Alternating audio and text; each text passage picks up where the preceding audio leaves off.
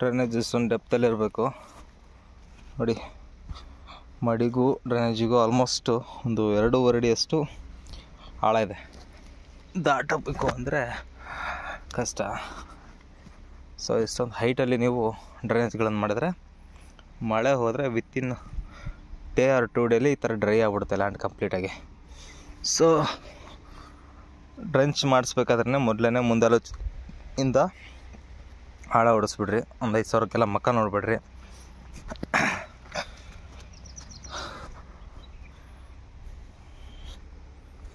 ಇವತ್ತು ಆಗಸ್ಟ್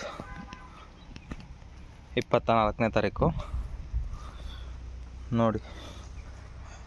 ಬೆಂಕಿ ರೋಗಕ್ಕೆ ನೆಟಿವ್ ಸ್ಪ್ರೇ ಆಗಿದೆ. ನೆಕ್ಸ್ಟ್ ಇನ್ನೊಂದು ಸೆಪ್ಟೆಂಬರ್ 5ನೇ ತಾರೀಕು ಅನ್ನೋದ್ರಲ್ಲಿ 5 ತಿಂಗಳು ಕಂಪ್ಲೀಟ್ ಆಗುತ್ತೆ ಅದಕ್ಕೆ. ಸೊ ಆ ಟೈಮಲ್ಲಿ ಇನ್ನೊಂದು ಸಲ ನಾನು ಗೊಬ್ಬರ ಕೊಡ್ತೀನಿ. ಆ್ಯಕ್ಚುಲಿ ಎಲ್ಲರೂ 3 ಗೊಬ್ಬರಕ್ಕೆ ಸ್ಟಾಪ್ ಮಾಡ್ತಾರೆ, ಬಟ್ ನಾನು ಕಡಿಮೆ ಗೊಬ್ಬರ ಕೊಟ್ಟಿರೋದ್ರಿಂದ ಇನ್ನೂ ಒಂದು ಗೊಬ್ಬರನ ಕೊಡ್ತೀನಿ, ಲಾಸ್ಟ್ ಗೊಬ್ಬರ. ನೋಡಿರ್ಬೋದು ನನ್ನ ಸೊಂಟದ ಹೈಟಿಗೆ ಬಂದಿದೆ, ಆಲ್ರೆಡಿ ಹೈಟ್ ಬಂದಿದ್ದಾವೆ.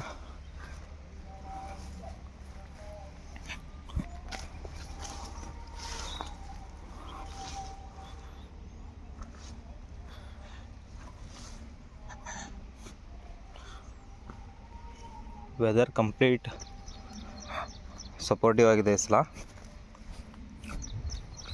ಇದೆಲ್ಲ ಮುಂಚೆ ನೋಡಿದರೆ ಹೈಟೇ ಬಂದಿದ್ದೆಲ್ಲ ಈ ಕಡೆ ಎಲ್ಲ. ಲಾಸ್ಟ್ ಒಂದು 2 ಗೊಬ್ಬರ ಆದಮೇಲೆ 1 ಗೊಬ್ಬರ 2 ಗೊಬ್ಬರ ಆದಮೇಲೆ ಈ ಥರ ಬಂದಿದೆ. ಇದು ಮೊಗ್ಗುಗಳು ನೋಡ್ಬೋದು, ನೀವು ಕೌಂಟ್ ಮಾಡಿರಿ ನೀವೇ ಬೇಕಂದರೆ.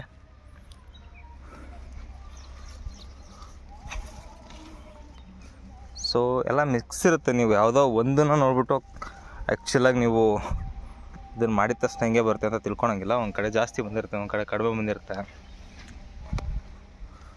ಸೊ ಭಯ ಪಡೋಂಥದ್ದೇನಿಲ್ಲ.